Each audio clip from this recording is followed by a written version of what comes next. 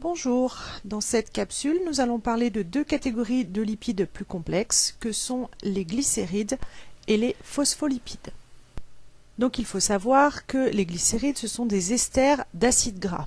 Voici la réaction de formation d'un ester avec un acide gras ici en noir et un alcool en bleu. On voit que si on enlève le OH et le H, cela forme de l'eau.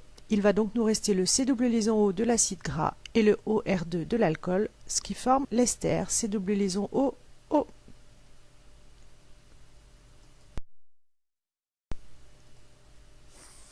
Pour former un glycéride, on va utiliser un alcool particulier, le glycérol, qui est un trialcool. Donc on voit ici sur sa formule les trois fonctions alcool. Une de ces fonctions alcool peut être estérifiée par un acide gras.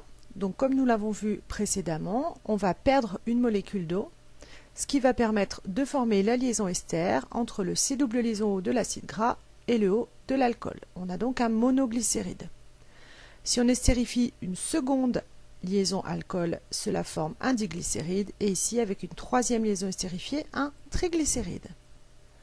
Les phospholipides, ils ressemblent aux glycérides, mais cette fois-ci, l'une des fonctions alcool ne sera pas estérifiée par un acide gras, mais par un groupement phosphate.